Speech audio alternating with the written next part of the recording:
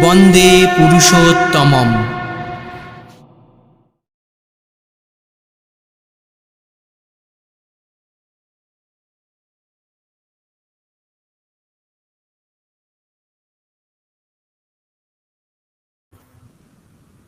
এবার আমরা ইষ্ট প্রসঙ্গে যাব। ইষ্ট প্রসঙ্গে যিনি ইষ্ট প্রসঙ্গ করবেন, ঠাকুরের খুব আদরের মানুষ, তার কর্মধারা আমি ব্যক্তিগতভাবে অনেকটাই জানি। যিনি যার আত্মনিবেদিত প্রাণ প্রিয় পরমের জন্য, এবং বাবাইদার খুবই স্নেহধন্য, তাকে আদর করে অনেক কাজ তিনি করেছেন। জয়নগর মজিদপুর, যেখানে একটা ঐতিহাসিক জায়গা, প্রিয় পরম যেখানে এক সপ্তাহ ছিলেন, সেই জয়নগর মজিদপুর, সেই জায়গার তিনি অধ্যক্ষ। তাকে আমি ইষ্ট প্রসঙ্গের জন্য, তিনি একাধারে doctor, Malda medical college hospital একজন মেডিসিন স্পেশালিস্ট। আমি তাকে আহ্বান করব আজকের এই প্যান্ডেমিক সিচুয়েশনের মধ্য দিয়ে আমরা কিভাবে চলবো আর কিভাবে নিয়ে মহা আনন্দ লাভ করব। আপনার কিছু জীবন অভিজ্ঞতা, আপনার জীবনের যে প্রিয় পরমকে ধরে আপনার যে মনের তৃপ্তি, যে আনন্দ, সেগুলো আমাদের সঙ্গে একটু যদি শেয়ার করেন, আমরা পরম তৃপ্তি এবং আনন্দ লাভ করব। শ্রদ্ধেয় বিশ্বনাথ কাশিরি মহোদয়কে আমি ইষ্ট প্রসঙ্গের জন্য আমন্ত্রণ জানাচ্ছি।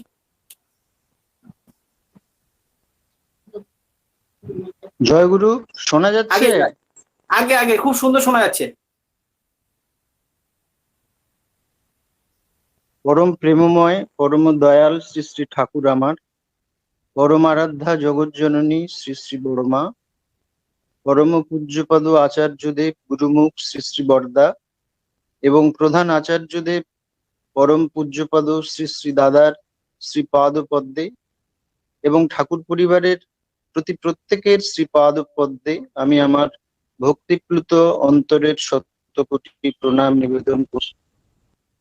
জীবন বৃদ্ধিকামী শ্রদ্ধেয় দাদারা, পরম প্রেমময় শ্রী শ্রী ঠাকুরের পবিত্র পাঞ্জাবাহী কর্মীবৃন্দ, স্নেহময়ী মাতৃমণ্ডলী এবং স্নেহভাজন আমার ছোট ছোট ভাই বোনেরা, আজকে নিমিচি সৎসঙ্গ কেন্দ্র পরিচালিত অনলাইন সৎসঙ্গে আমরা শ্রী শ্রী ঠাকুরের শ্রীচরণ তলে বসে তারই নাম ও গুণকীর্তনের মধ্য দিয়ে আমাদের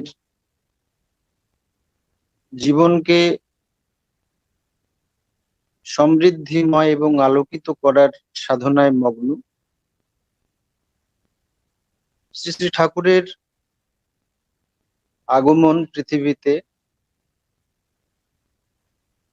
একই কারণ, যে কারণে আবির্ভূত হয়েছিলেন ভগবান শ্রীহরি, ভগবান শ্রীরামচন্দ্র, ভগবান শ্রীকৃষ্ণ, অমিতাভ বুদ্ধদেব, ঈশ্বর পুত্র যিশু, আরবের দুলাল হজরত মোহাম্মদ, প্রেমের পরাকাষ্ঠা প্রেমময় শ্রী গৌরাঙ্গ, পরম পুরুষ শ্রী শ্রী রামকৃষ্ণ দেব, তাদেরই উত্তরসূরি হয়ে আবির্ভূত হয়েছিলেন পরম প্রেমময় শ্রী শ্রী ঠাকুর অনুকূলচন্দ্র। প্রত্যেকেরই ইচ্ছা ছিল যে তারা তার শ্রেষ্ঠ সৃষ্টি মানুষকে ঈশ্বরের প্রতি অনুরাগী করে তুলবেন, কারণ মানুষ মাত্রই অপূর্ণ অংশ, ঈশ্বরেই পূর্ণ, ঈশ্বরেই অ্যাবসলিউট বা অখণ্ড। তাই আমাদের প্রতি প্রত্যেকের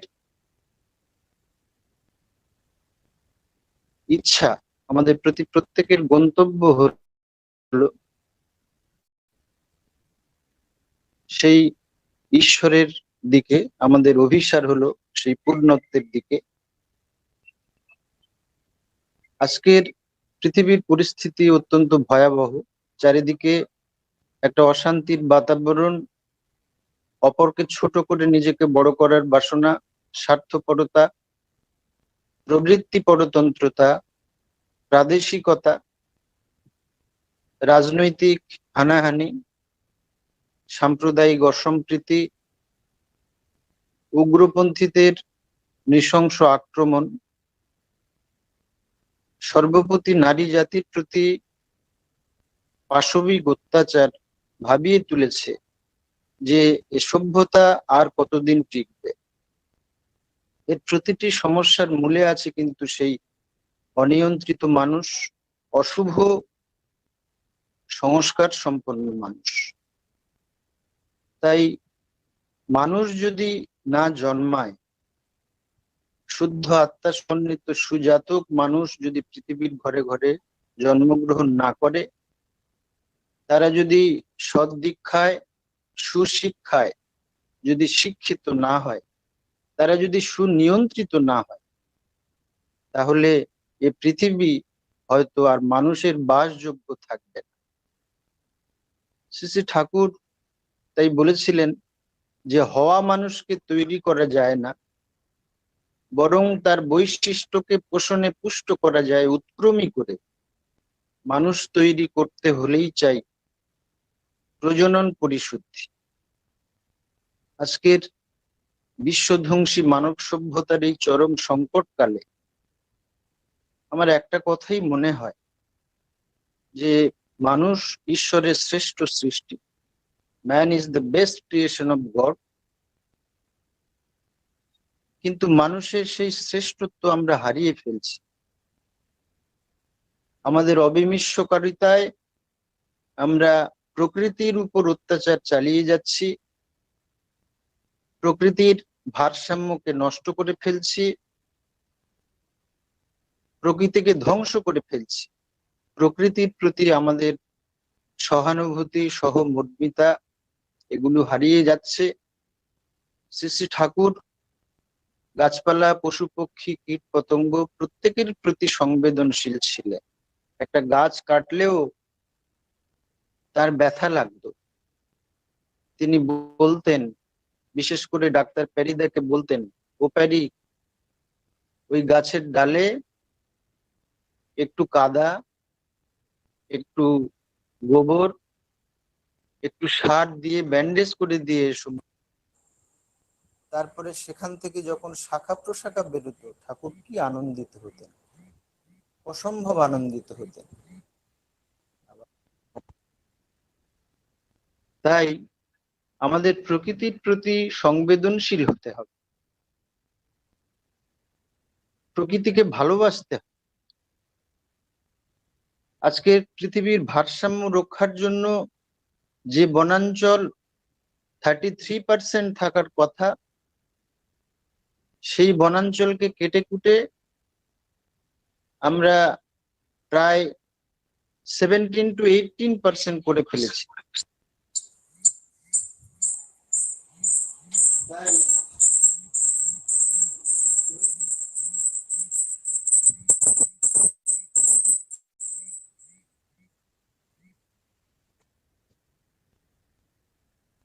যে বনাঞ্চল 33% থাকার কথা আমরা কেটে কুটে প্রায় 17 to 18% করে ফেলেছি।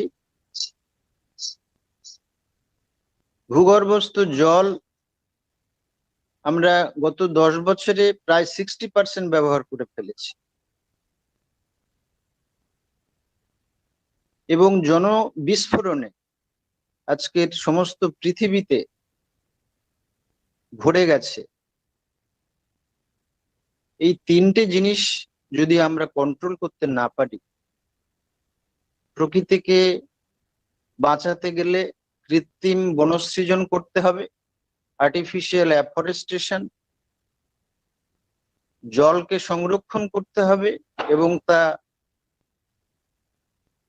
বিধি মতো ব্যবহার করতে হবে। অযথা জল অপচয় করা যাবে না। দেওঘরে পরম পূজনীয় বাবাই দাদা যে ওয়াটার রিজার্ভেশনের ব্যবস্থা করেছেন, ছাদের থেকে জল সংরক্ষণ করে পরিশ্রুত করে তাকে মাটির তলায় পাঠান, যাতে জলের লেয়ারটা অনেক উঁচু হয়। এবং তার জন্য ভারতবর্ষের জলসম্পদ মন্ত্রক সৎসঙ্গকে পুরস্কৃত করেছে। পূজনীয় বাবাই দাদা মাঝে মাঝেই পর্বতের পাদদেশে অনেক লোকজন নিয়ে সেখানে কৃত্রিম বনসৃজন করছেন এবং পপুলেশন এক্সপ্লোশনকে কন্ট্রোল করতে গেলে তাহলে আমাদের সেই মতো পরিকল্পনা করতে হবে। একটি বা দুটি সন্তানের পর স্বামী স্ত্রীর ভাই বোনের মতো থাকার কথা বলেছিলেন পরম পুরুষ শ্রীরামকৃষ্ণদেব। সেটা যদি একান্তই অসম্ভব হয়, যদিও আমাদের কাছে অনেকের কাছে অসম্ভব নয়, আমরা অসম্ভব বলে মনে করি না, যদি একান্তই অসম্ভব হয় আর্টিফিশিয়াল স্টেরিলাইজেশন করে আমাদের সংসারকে অযথা বৃদ্ধি না করা। কারণ যত জনবিস্ফোরণ হবে প্রকৃতির উপরে তত কোপ পড়বে, প্রকৃতিকে ততটাই ধ্বংস করা হবে। এইগুলি একান্ত প্রয়োজন। পরম প্রেমময় শ্রী শ্রী ঠাকুর তার অমৃত নিঃসন্ধি বাণীতে বলেছিলেন যে মনটা দুষ্ট হলেই জানিস রোগের আথাল হয়, ওইটাকে তুই এড়িয়ে চলিস করবি ব্যাধি জয়। রোগের উৎস কোথায়? আমরা মেডিকেল স্টুডেন্টরা জানি যে অলমোস্ট অল দ্য ডিজিজেস আর সাইকোসোমাটিক।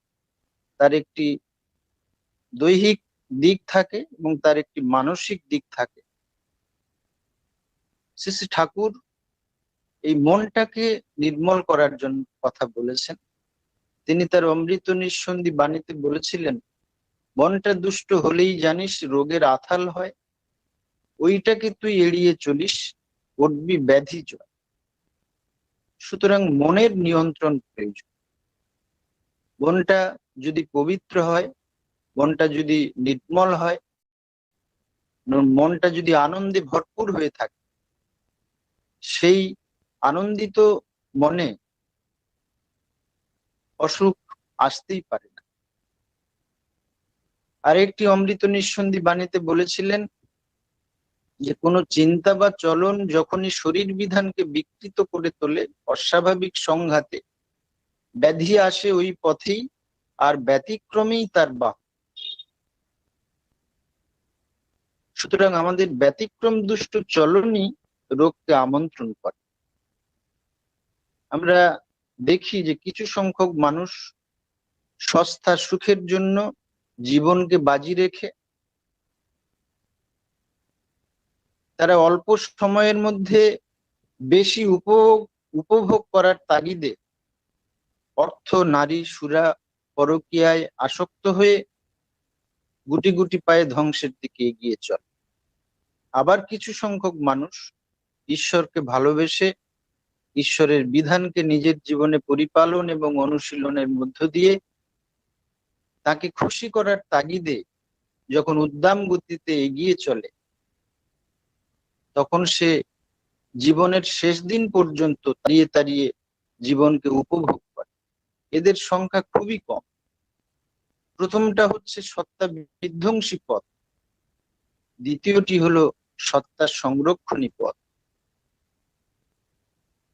পরম প্রেমময় শ্রী শ্রী ঠাকুর আমাদের সত্তা সংরক্ষণী পথে নির্দোষ ভাবে জীবনকে উপভোগ করার কথা বলেছে। আর যারা অর্থ, নারী, সুরা, পরকীয়ায় আসক্ত হয়ে অল্প সময়ের মধ্যে বেশি উপভোগের ধান্দা নিয়ে ঘুরে বেড়ায়, অল্প দিনের মধ্যে তারা এমন কিছু মারণ ব্যাধিতে আক্রান্ত হয় যে তাদের আর জীবনকে উপভোগ করাই হয় না। তাই ব্যতিক্রম দুষ্ট চলনে চলা ঠাকুর পছন্দ করতেন না। তিনি তার অমৃত নিঃসন্ধি বাণীতে বলেছিলেন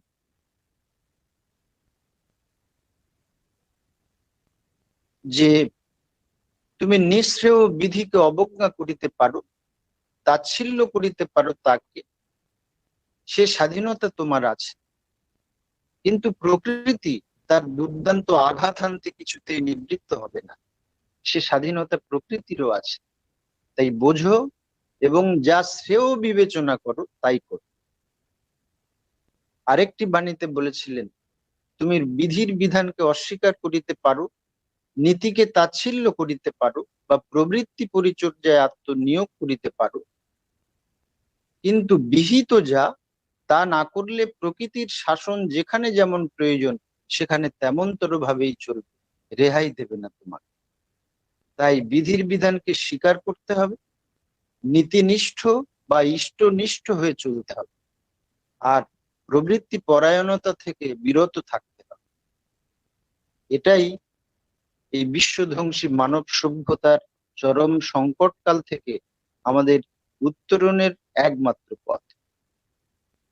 আজকে টেলিভিশনে, পত্রপত্রিকায়, খবরের কাগজে দেখবেন বিভিন্ন এক্সপার্টস, তারা কিন্তু ঈশ্বরের কথা না বলে কেবলমাত্র প্রিভেন্টিভ অ্যাসপেক্ট টুকু বলছেন, সাইন সিমটমস টুকু বলছেন এবং তার ট্রিটমেন্ট সম্বন্ধে আলোকপাত করছেন, কিন্তু রোগের উৎস কোথায়, সেই উৎস তার থেকে যদি আমরা বিরত না থাকি তাহলে ফার্স্ট ওয়েভ যেমন আসছে আমরা ভালো বুঝতে পারিনি, তাতে অনেক মানুষ মৃত্যু মুখে পতিত হয়েছে, সেকেন্ড ওয়েভে আরো বেশি মানুষ আক্রান্ত হয়েছেন, থার্ড ওয়েভ যেটা আসবার কথা আমরা ভাবছি, বিজ্ঞানীরা বলছেন, তাতে কিন্তু অ্যাডাল্ট এবং শিশুদের আক্রান্ত করার সম্ভাবনা অনেক বেশি থাকে। সুতরাং আমরা যদি আমাদের কৃতকর্ম সম্বন্ধে আমাদের সচেতনতা না বাড়ে, আমাদের উচ্ছৃঙ্খলতা যদি না কমে, যা খুশি তাই করার ধান্দা যদি আমাদের না কমে, ঈশ্বরের বিধানকে মান্য করার চেষ্টা যদি আমরা না করি, তাহলে বিশ্বধ্বংসী এই মানব সভ্যতার চরম সংকটকাল থেকে আমরা মুক্ত হতে পারবো না। আরেকটি কথা আমার মনে হয় যে দেখবেন সৃষ্টির প্রথম থেকে মানুষ ছাড়া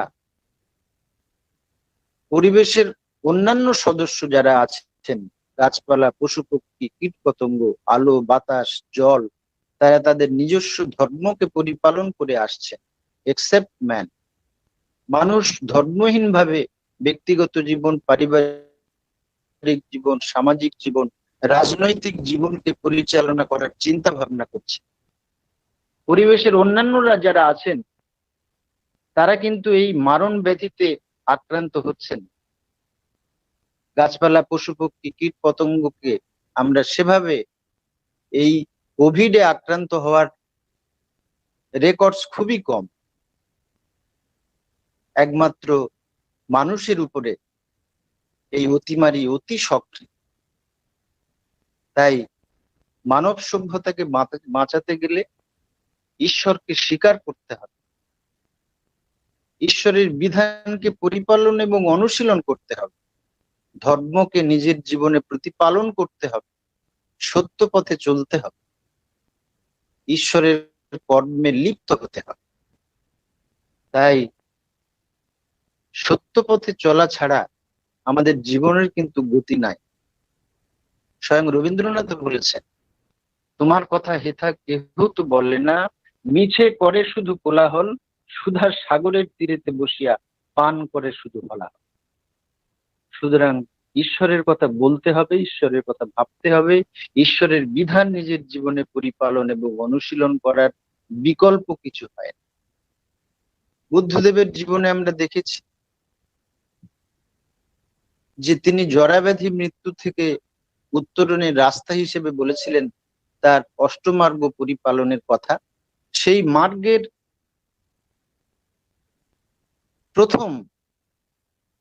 প্রথমেই আছে সত্যের কথা বা সম্যক, তারই কথা।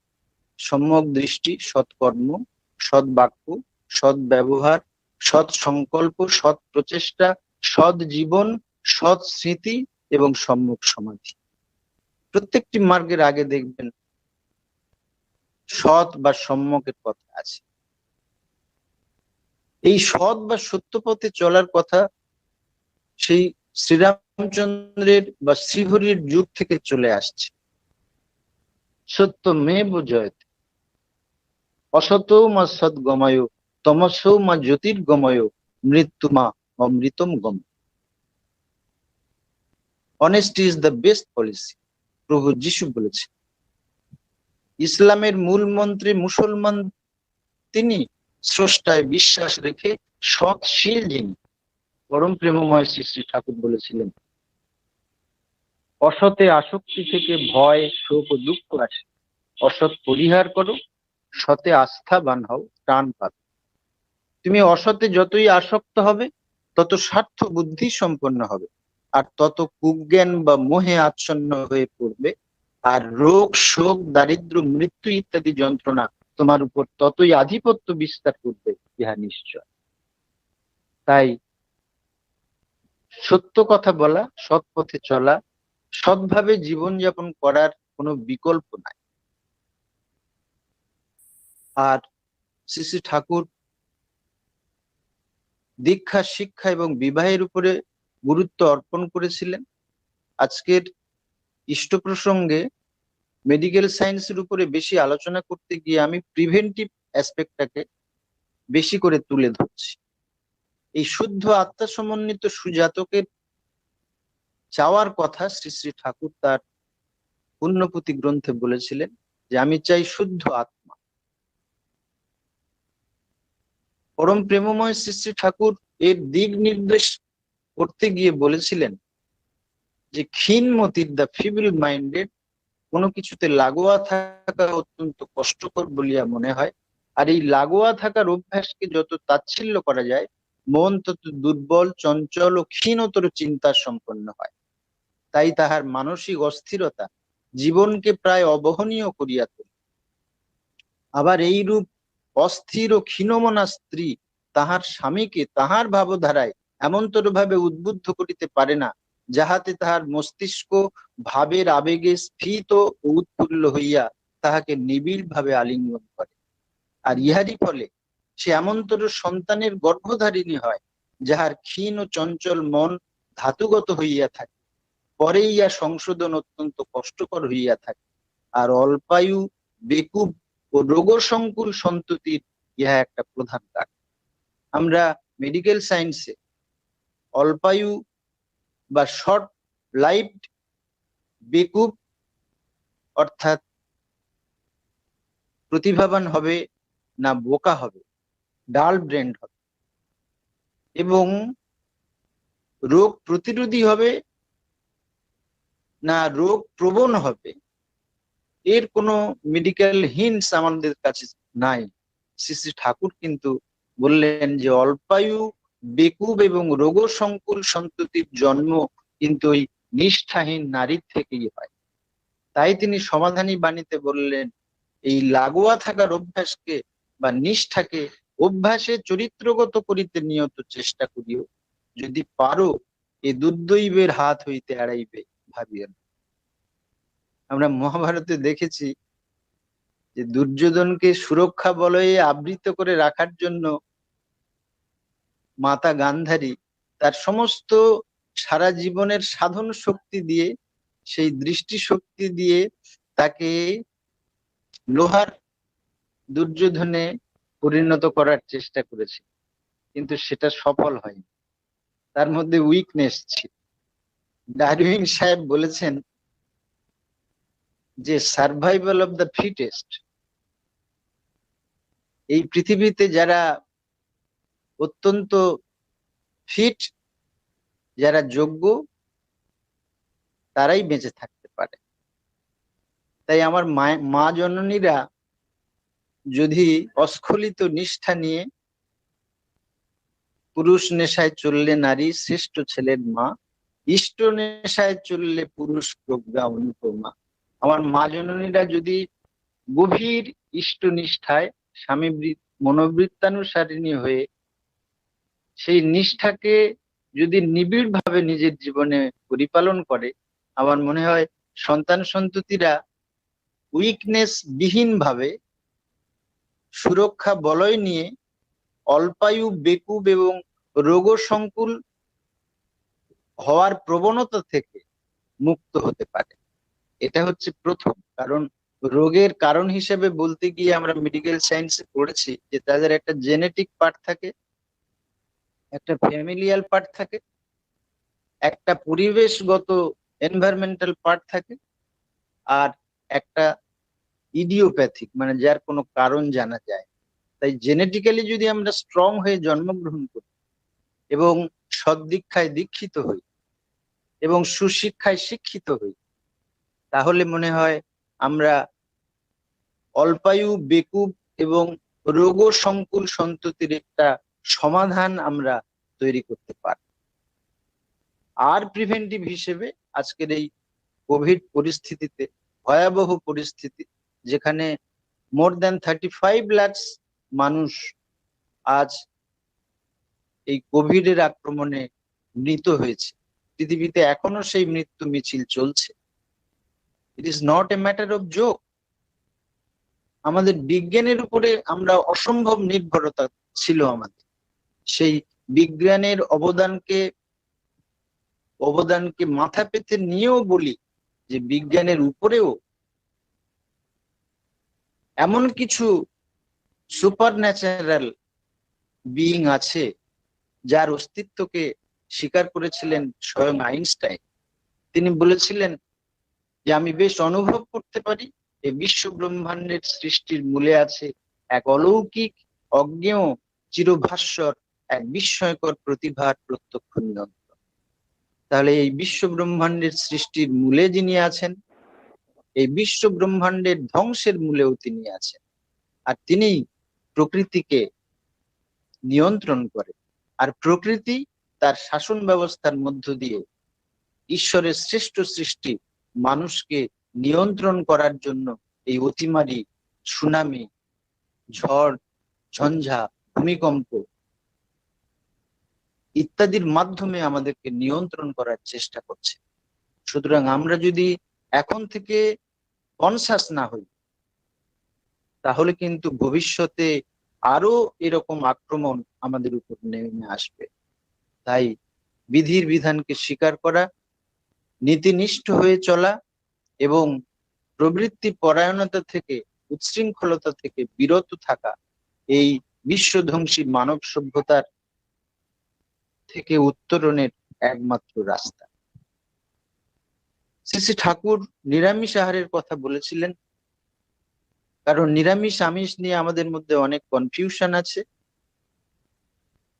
তিনি বলেছিলেন সত্যাপোষী নিরামিষ আহার সবার চেয়ে ভালো, আমিষ আহার উত্তেজনায় স্বাস্থ্য করেই কাল।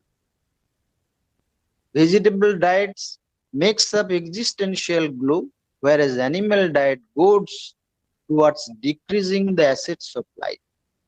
আর শুদ্ধৌ সত্য শুদ্ধি, সত্য শুদ্ধৌ ধ্রুবা স্মৃতি, স্মৃতির লব্ধে সর্বগ্রন্থিনাং বিপ্রম। তাই সদাচার এবং সস্তয়নী ব্রত এগুলি আমাদের অবশ্যই পালন করতে হবে, যজন যাজন ইষ্টভৃতির সাথে সাথে। আর শ্রী শ্রী ঠাকুরের অমৃত নিঃসন্ধি বাণীতে বলেছিলেন অম ধাতু মানেই হচ্ছে রোগ, আমিষ খেলেই রোগের সৃষ্টি হয়, তাই নিরামিষ খাদ্যই শ্রেয়। তাই নিরামিষ খাদ্যই তোমার আহার্য হোক, তোমাদের জীবনী শক্তি সমৃদ্ধ হয়ে উঠুক সুষ্ঠু সন্দীপনায়। নিয়মিত নিরামিষ আহার্যে তোমাদের শরীর স্বস্তি লাভ করুক সুস্থি সন্দীপনা। তাহলে আমাদের কনফিউশন থাকার কথা নয়। নিরামিষ এবং আমিষ দুটো ব্যবস্থাপনাই আমরা মেডিকেল সায়েন্সে পড়েছি, দুটোই সায়েন্টিফিক। কিন্তু শ্রী শ্রী ঠাকুর আমাদের যে খাদ্য গ্রহণ করার কথা বলেছেন আমরা সেটাই গ্রহণ করি।